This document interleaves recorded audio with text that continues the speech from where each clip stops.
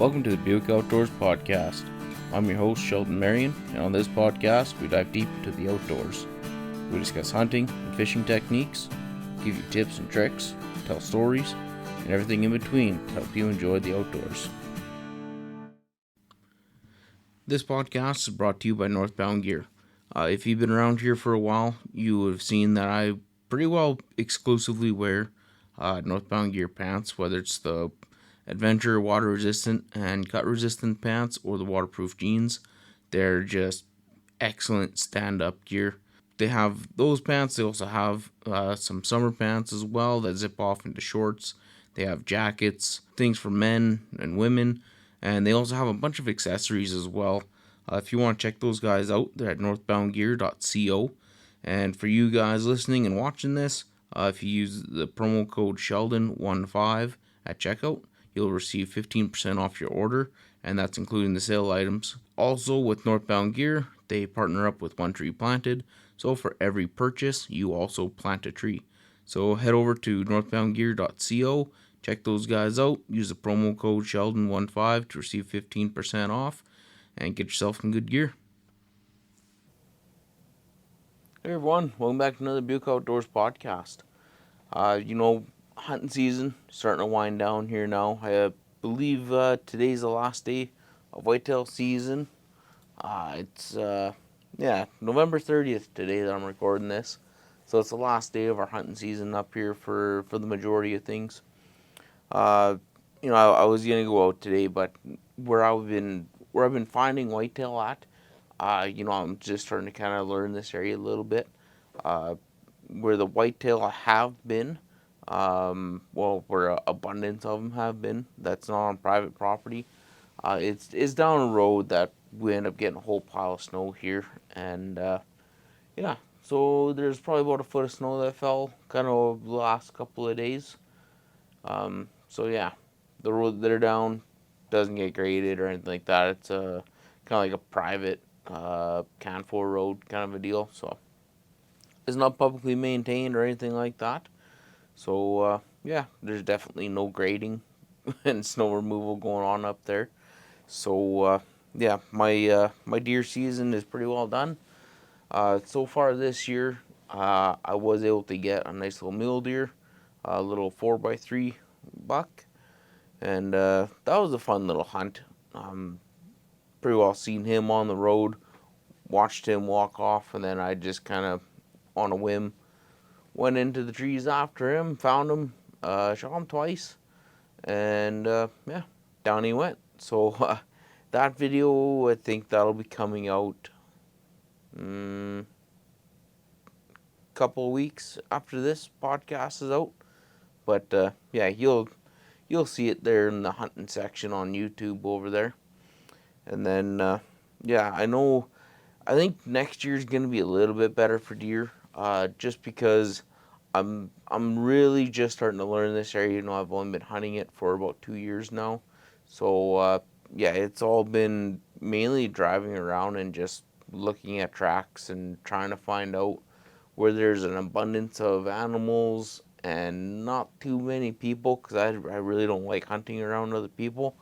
I've never really had good experiences with that.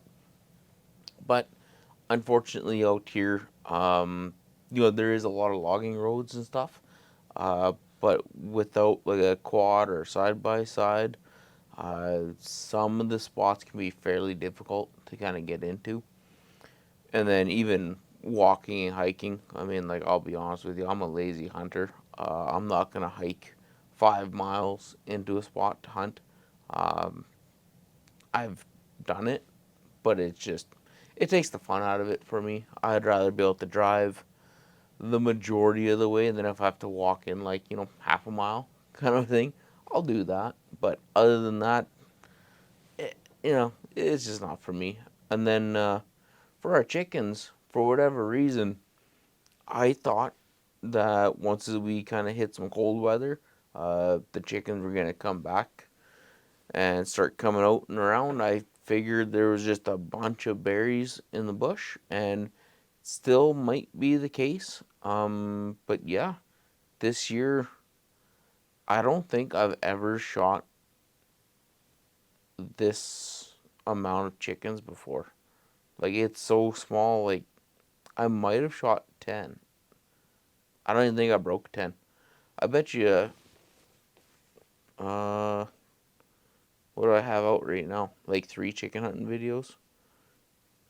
I want to say I probably only shot 6 or 7 birds in total, like the entire hunting season. So for that, especially for a guy like me who absolutely loves chicken hunting, it has been just one of the worst years ever for chickens. So yeah, hopefully next year it gets quite a bit better for chickens as well. But yeah, for the deer, I know of 2 spots that are, well, 3 spots that I'm really comfortable with. That I think I'm going to be going out and setting trail cameras, maybe putting out some salts. I would put oats out, but the unfortunate thing with oats is that it brings in a lot of bears. So with that, I wouldn't want to put oats out where these deer are. One thing you can do is you can put out peas or corn. For whatever reason, it seems that bears don't really like to go after peas and corn overly too much. The odd time they will, but for the most part, they don't really touch them. So I don't, and I don't know why. I mean, I don't know. You would think it's something that they would eat, but for whatever reason, they don't really seem to go after it. So I'm thinking maybe some corn will go down on the ground. It's a little easier to get. I want to say it's cheaper than peas, and then yeah. But that's all for next year. You know, that's something to look forward to, anyways, once the spring comes around. And yeah, another project for us to do. Another thing in the spring, uh, I finally found a mechanic for the old boat that I bought at the auction, or the second one that I bought. It has a Volvo Penta in it, but I mean, that in itself is a bit of an issue because there's not too many people that work on Volvos. They're very specific. Also, the parts are very expensive. But from what I've seen and talked to guys and all that stuff, is that once you kind of fix up a Volvo and they're like good, they're good for a while. Like the GMs and OEMs and stuff like that, which I'm pretty sure is like the same thing. It seems like they're a good engine. Everybody has parts for them, but it's also because they break quite often, kind of a deal. And it's never like catastrophic, but it's just enough where like you're always tinkering on the damn thing. Where it seems like Volvo, and I could be putting my foot in my mouth now, uh, that like once they're fixed up and they're running good, as long as you just kind of do the typical maintenance and stuff, they actually tend to hold up quite a bit better. Uh, I mean, it is a boat, so there's always going to be some sort of a problem. But yeah, I finally found a mechanic down in Kitimat that will look at my boat because it's a 1986. So that's another issue. So we got it's a Volvo and it's old, like really old. Mid 80s. I've talked to a lot of people that said, "Oh yeah, no problem. We'll work on a Volvo. What year, make, and model is it?" I said, "Well, it's a 1986." I went, "Oh, I'm gonna stop you there." And that's that's about as far as the conversation went. But yeah, there's one guy in Kitimat. Is it Command? I think his place is called. I'd have to look it up again, but yeah, I found a guy that's gonna be able to work on the boat, so I'm gonna drag it down there in the spring. Uh, Basically, I'm just gonna pull in, get him to go through it all, and I'm basically gonna tell him like, hey, look, let me know if it's worth fixing. If it is, fix it. If it's not, then I'll turn around and sell it, and I'll buy something else, kind of a deal. But if it is worth fixing, and I'm able to fix it all up for say $5,000 or whatever, I'm really in the boat for like 11 grand in total. And then I'll be able to go to the ocean kind of whenever. So, with that being said, next year I might have a pile of ocean stuff. For me to go to the ocean, It's about a 11 or 12 hour drive and two tanks of gas kind of a deal. Uh, and then also with my boat, I have a little cuddy cab. There's a single burner stove, and there's room for like a bucket toilet kind of a deal.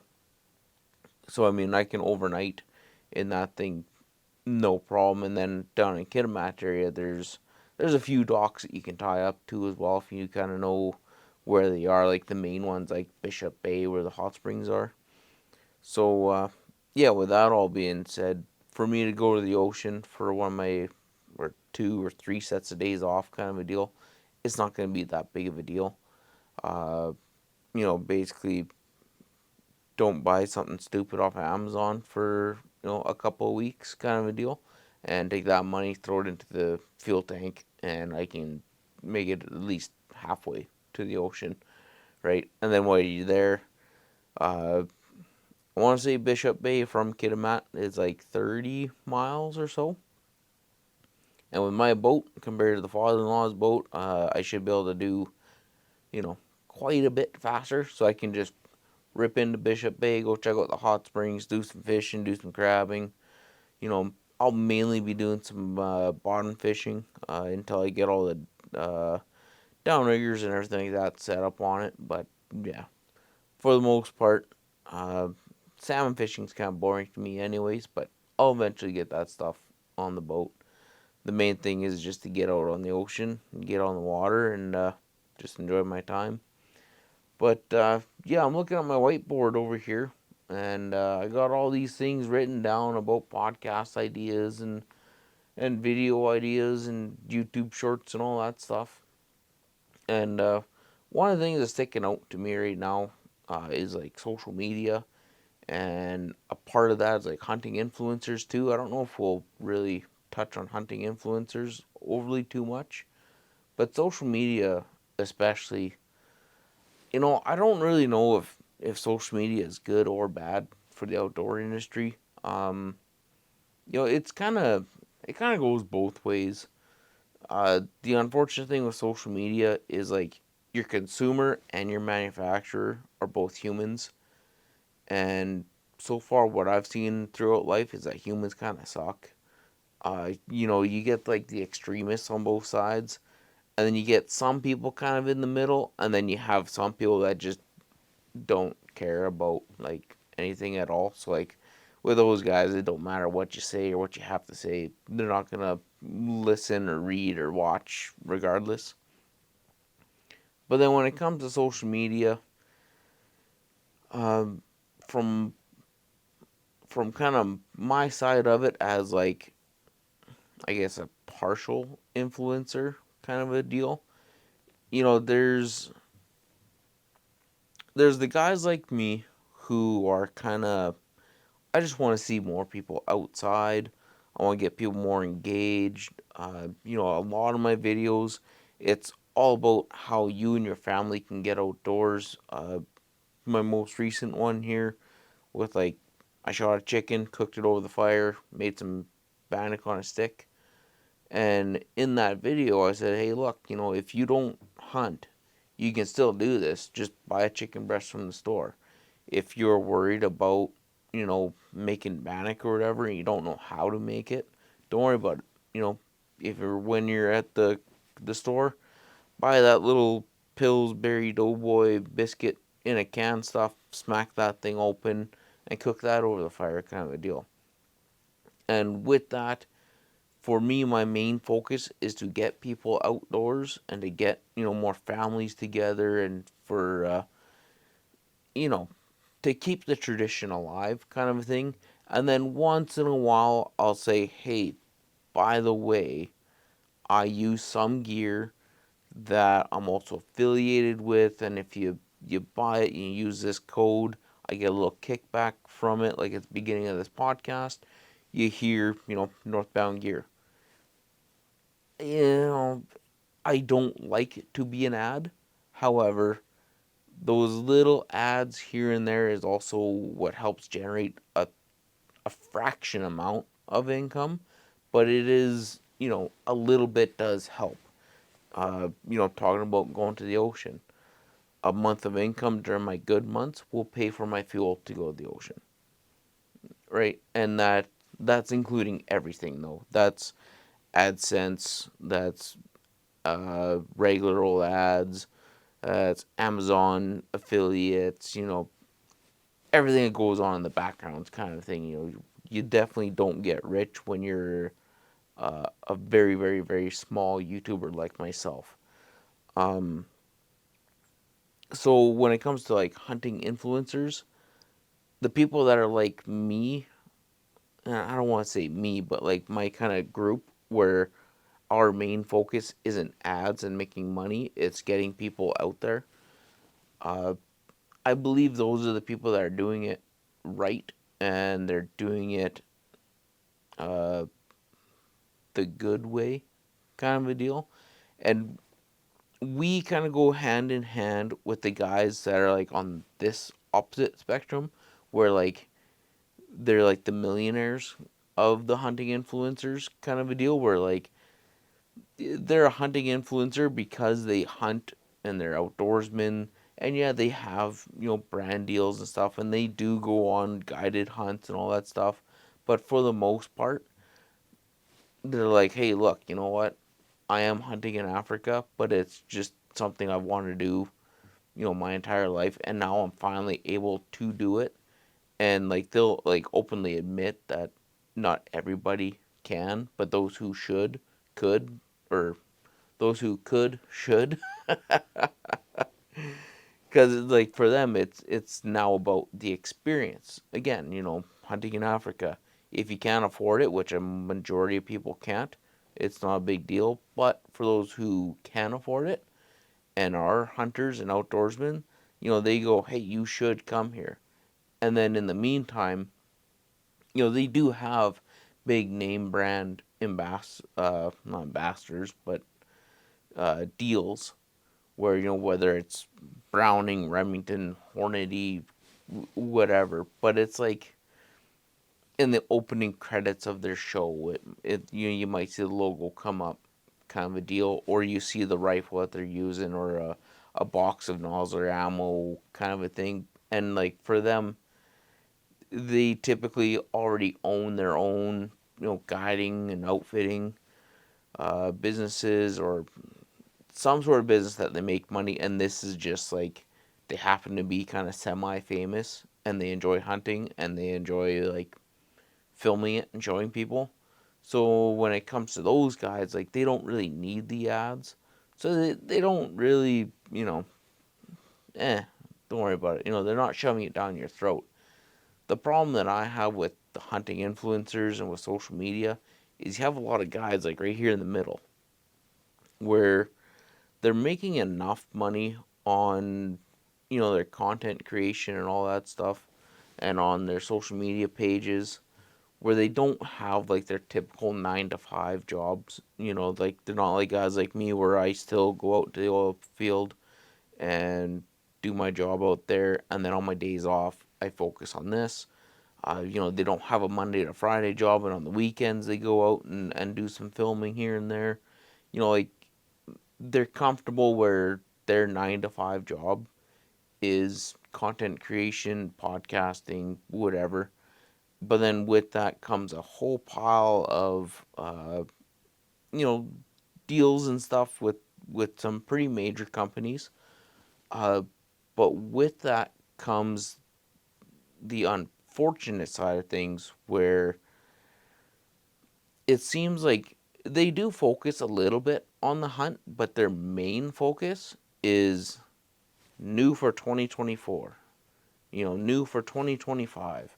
New gear. If you don't have this, you're not going to get your deer. If you don't have this, you're not going to be able to hide. If you don't have this, you're not going to be a good hunter. If you don't, and they really really drive ads.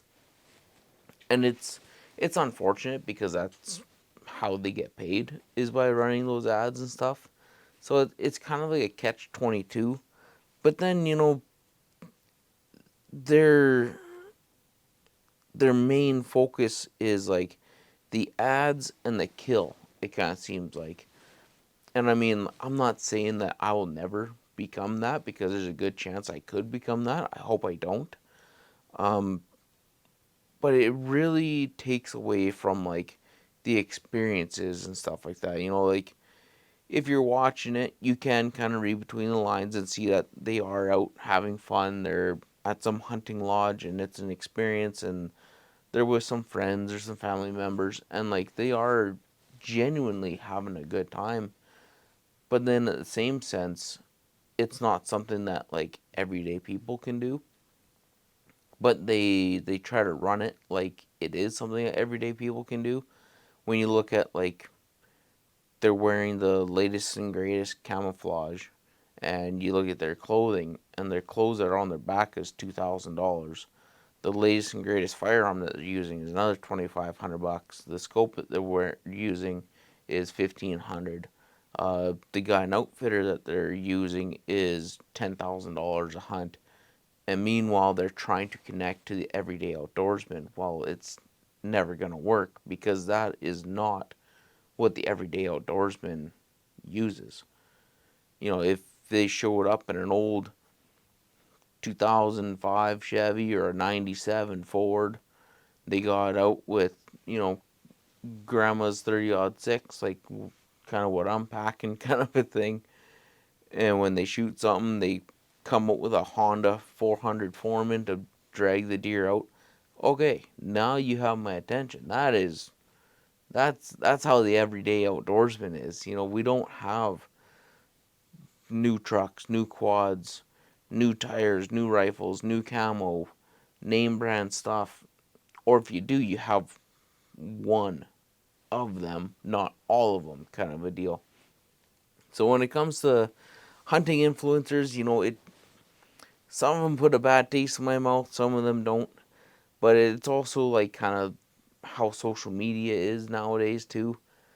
Uh, for like a backstory on how I even started Buick Outdoors is because of social media. Uh, I was putting up all my hunting, fishing, trapping pictures up on my personal Facebook page. Somebody didn't like it. Somebody kept, you know, reporting it as whatever bad content, and getting it flagged, and my page was shut down for whatever 30 days, kind of a thing. Couldn't post, couldn't comment, all that typical stuff. I'm sure if you're an outdoorsman that has shared one too many dead deer pictures, I'm sure you've been put through the ringer too. And so for me, I kind of I did some petty stuff. Where I said, you know what? If you don't like this and you're flagging this, I'm gonna give you something to complain about. And so I shot my bear, and instead of the first picture was just a bear laying on the ground, no blood or nothing like that. It got flagged. It got reported. So when I gutted it, took pictures of me gutting it. There, you want to see something? There's some pictures for you. Well, that definitely got flagged. And then after that, like, well, if you want to flag that, how about I skin out the head, and I'm going to show you the process of how to boil a bear skull. And I didn't hold back anything. I showed how to remove the tongue, separate the jaw, take the brains out, pulling the meat off, boiling it, preserving it with hydrogen peroxide. I showed absolutely everything, and that also got flagged. And then during that springtime, I was out trapping some beaver for a farmer. The one beaver I shot right between the eyes of the 22, with the skin on. You can't really see much. As soon as you pull that hide off, you can see where the bullet went in and the damage that it caused. So I put that up as well. that didn't that didn't go over well. And yeah, it eventually got to the point where Facebook was like, "Hey, we're just gonna like close your personal account down and just ban you from Facebook."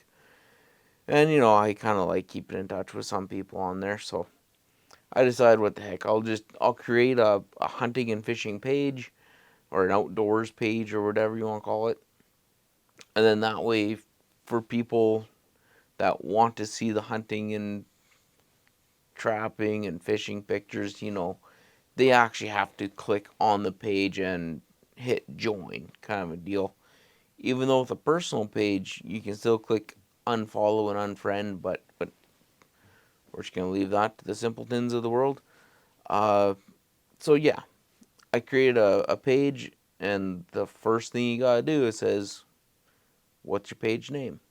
And at the time, I was living in Buick, and it was for a not a hunting page or a fishing page. It was just outdoors in general. So I went, well, Buick Outdoors. I said a few other words and names and stuff, and nothing really kind of connected there. But as soon as I said Buick Outdoors, I said, ah, it's nice and short. It's sweet. Kind of rolls off the tongue. Yeah, we'll go with that. And here we are. I think that was in like 2019 or 2018. So it's been a few years. And then I know I bet you that was 2017, 2018, and then the filming came around 2019. But yeah, that's how Buick Outdoors kind of uh, got started. Really, it was because somebody, well, or multiple people. Some of it was family members. Some of it was just like people kind of messing around, kind of laughing because I was pretty vocal about it too. I wasn't impressed, but yeah, that's the start of Buick Outdoors. But with social media, like it's unfortunate because I mean, everybody has a, a footprint on social media, whether it's good or bad. Uh, you have kind of like, it don't matter what kind of industry you're in, there's always the extremists on both sides, for it and against it. And then there's also everybody kind of in the middle. Uh, so when it comes to social media, you have, again, guys like me and you and regular outdoorsmen where it's just like, I shot a chicken. I'm proud of this chicken. I'm going to eat this chicken, and here's my chicken that I shot. You know, hey, I went out hunting with my dad this weekend, and we had a great time. Here's our pictures. You know, we had a campfire. We didn't get a deer, but hey, you know what? We spent some quality time together, yada yada, whatever.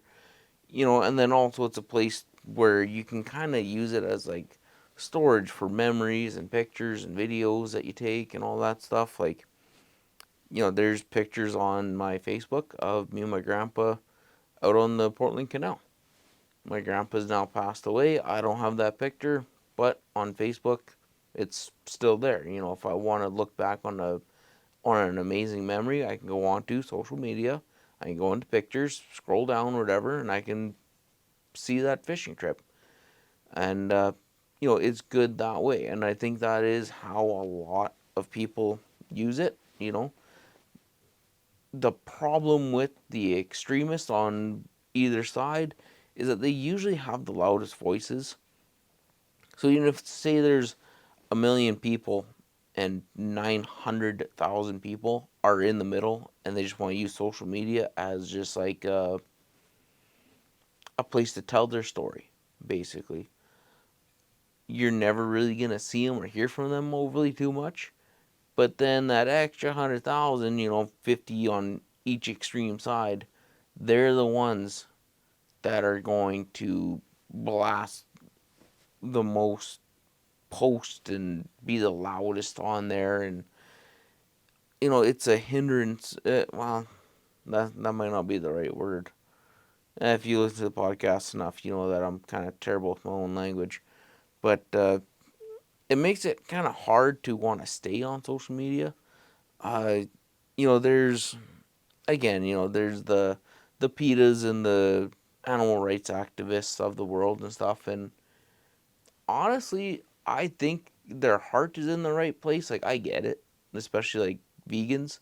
They love animals so much that they don't want to eat any part of it. Like, when it's explained that way, I mean, I get it. It it's respectable. I fully 100% understand that. And if you want to be vegan or vegetarian or whatever, go for it. I am cool with that. However, again, the extremist vegans, they won't turn around and say the kind of the same feelings towards me, where it's like, I'm a meat eater, so I'm gonna hunt. I'm not going to support like these, you know, massive factory farming outfits and all that stuff. Like, I see what goes on in those, and I don't want to be a part of that. So I go out to the wild, and when a deer sees me, it knows to run. If you go out to a farmer's field, when a cow sees you, well, a regular farmer's field isn't bad. They're the good side of farming, but like the factory farms where you go into like a feed lot where everything is like individual stalls, you go in there, a cow sees you, and they don't run, they don't do nothing, they get excited until the day where they're hauled out and they're put onto the kill room floor, kind of a deal. You know what I mean?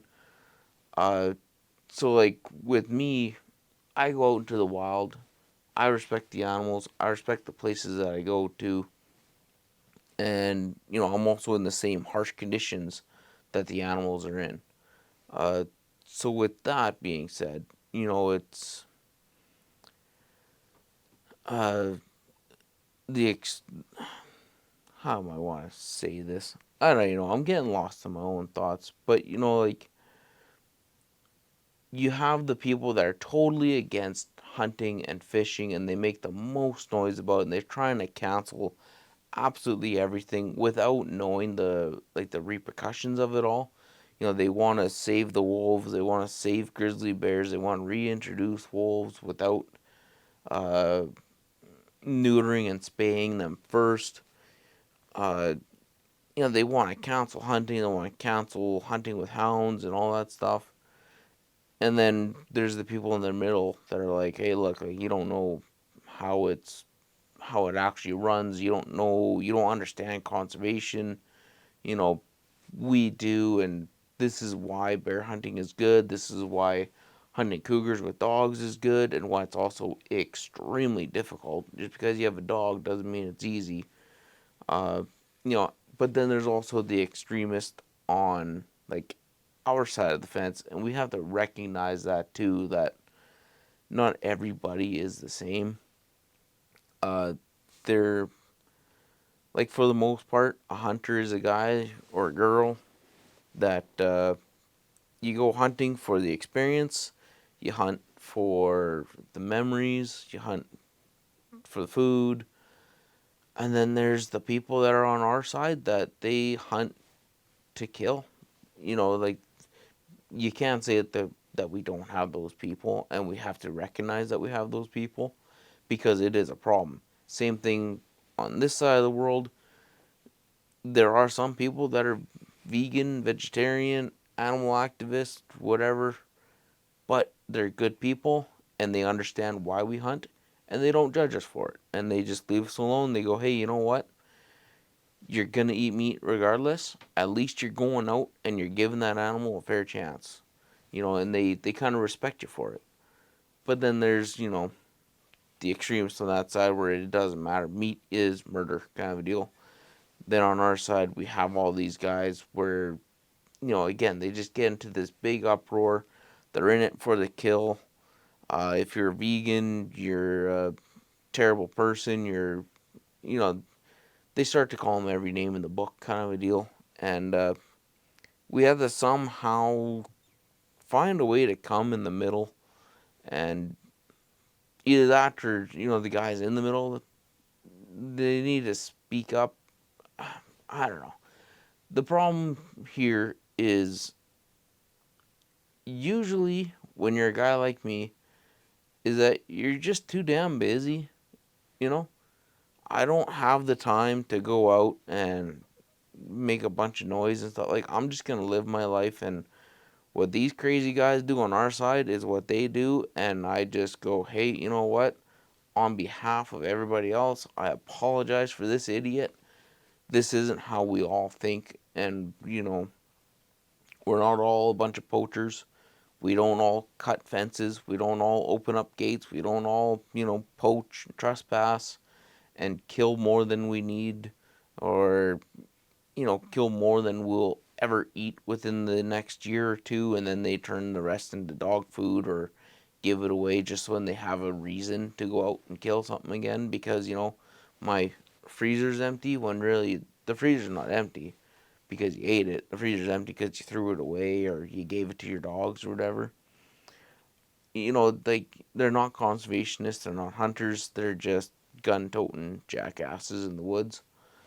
Uh, and unfortunately, we have them. But you know, it would be nice to see us being able to come together in the middle somewhere, like have some equal respect. But again, like the guys that want that are too busy living their life. Like I have too much going on to really go out and to try to make a big stink. It seems like the people that do that are the ones that don't really have hobbies or something. Like their hobby and their life revolves around making the most amount of noise and to get reactions and stuff, especially now on social media where it's so easy. You can create a group or join a group that are 100%, I bet you if you went onto Facebook and you typed in Meet His Murder, there'd probably be, you know, 20 or more groups that you could join just for that cause. But with that being said, there's also things on our side where it's like, whatever. Bug Outdoors Facebook page. You know, hunting in whatever area you are. For us, like, there's hunting in the Peace region kind of a deal. And it's just like a bunch of like minded people that are just like, hey, you know what? We went out, we went hunting. Here's my deer. Congratulations. Cool. Right on. I think I'm going to, turn into pepperoni. What butcher do you guys recommend? And it's a great little community. Uh, but yeah, unfortunately, social media is here. I don't think social media is ever going to go away. And I with social media, there's so many times where I see a post and I'm able to correct somebody because they'll say something that's 100% false, or it's not 100% false, but they're lacking a couple little things. And I'll sit there and I'll start typing out on my phone, like, well, actually, this is what happens in this situation, and this is why, and this is how you fix it, and yada yada. And then it's like, you know what? If I hit enter, I'm pretty sure I'm gonna open up a huge can of BS and arguments and stuff. And you know what? I'm not into that. I don't like the drama that comes with a bunch of that stuff. So I'm just not gonna entertain the thought of commenting. Plus, I think a lot of people too, when they try to get like those gotcha moments, and as soon as you feed into them and you go, well, actually, from a hunter's point of view, this is what goes on. It just it blows them up. Like they get so excited, they go, "Yes, I got him. I can have an argument now." And it doesn't matter what you say, how you say it, who says it. They're just they're stuck in their ways. So I think what we need to kind of do to help out the outdoor industry through social media is when you see these idiots. I mean, how embarrassing would it be if somebody wrote up this great big paragraph thing and instead of looking underneath and seeing, 35 comments of people bickering back and forth? How great would it be if just we all stopped replying to them? Somebody can write out this big long list and they go, aha, I got you. And then they check back 20 minutes later and there's not a single comment. You're going to bust their ego and they're hopefully going to think twice the next time or whatever. It sounds kind of rude. I'm telling you to. Well, I'm not exactly telling you to be a mean person, but like, make them check their ego, kind of a deal. You know what I mean? Myself included, though. If I ever get out of hand, say, hey man, guess what? You told us to do this on your podcast there a while back. yeah, you need to slow your roll. Because, like, I don't know what's going to happen in the next couple of years. When I look at some of these, uh, there's a website you can go on to check out, like, the progress of your channel and all that stuff. And they have future predictions. And supposedly in about a year, in 4 months, or was it a year and 6 months, I should be making about, or not making, but I should be getting about 1 million views a month, kind of a deal. And when that starts to happen is when I can seriously start to think about doing this as like a full-time job. So, I mean, a year from now, who knows? If I am getting like 1 million views a month, that might go to my head and my ego might explode. And if it does, somebody needs to sit me down and remind me of where I came from, how I started, and why I started this, and really like put me back on the right path, kind of a deal. Again, I don't think that'll happen, but if it does, somebody needs to give me a good kick in the butt. You know what I mean?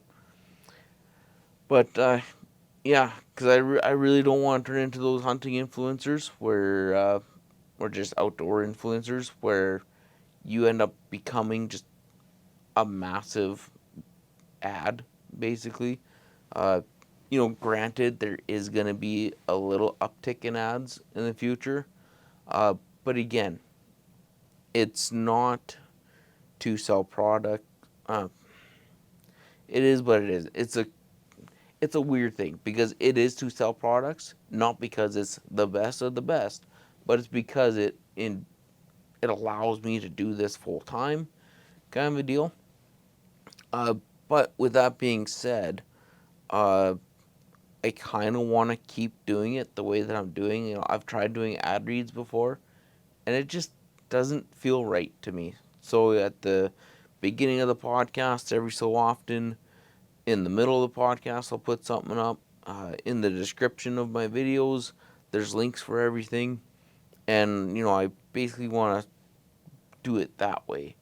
Uh, the odd time there might be something in the middle of a video, but it's not going to be. Uh, well, no, I can't say that because somebody like, say, BetterHelp wants to, support the channel. I'm not going to say no to it, to be honest with you. So eventually, one of these days, you might see an ad saying, hey, if you're a hunter or outdoorsman, whatever, sometimes men need to talk, which is actually an honest thing. And BetterHelp is here to support you or whatever. You know, you might see ads like that in the future. Uh, Unfortunately, it's what needs to be done to do this full time to a certain degree. Uh, but I'm also not going to I'm not going to do deals with just anybody. It irritates me when you see somebody's doing whatever. They're reviewing a rifle, and then all of a sudden it's like, oh, by the way, I like to play this mobile game. It's like, you're a 60-year-old man that shoots guns. You don't like to play this mobile game.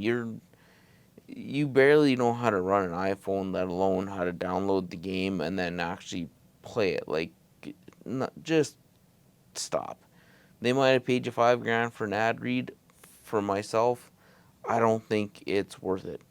You know what I mean? So I don't know. That's my little take on hunting influencers and social media. It's kind of went all over the place here and back and forth or whatever. But just in general, I think what I'm trying to say is like we just need to make social media like a positive for it all.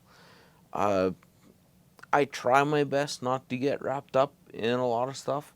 Uh, Lately I've been using my social media just to kind of check up on what my friend list is doing, seeing what kind of everybody else is up to. I keep in touch with some people, uh, but for the most part, I got off of so many different pages and stuff because it was just the same BS over and over and over again. And yeah, basically like Facebook Marketplace, and yeah, keeping up with family and a couple of friends, and then my Buick Outdoors page. And even with that though, I put up some pictures here and there of what I'm doing out in the woods and stuff, and links to videos, and that's kind of it. Uh, so yeah, but you know, the future things might change a little bit, and you just kind of gotta go with the flow while trying to stick to your core beliefs and who you are as a person, and hopefully, we don't want to call it money and fame, but I guess that's what it is.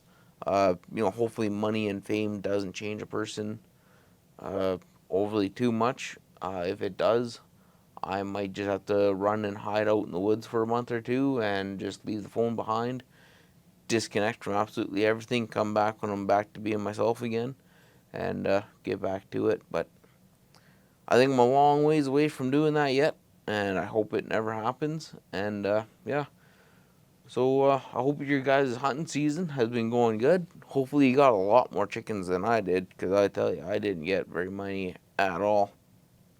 And yeah, now that we're into the winter here, things are going to be slowing down quite a bit.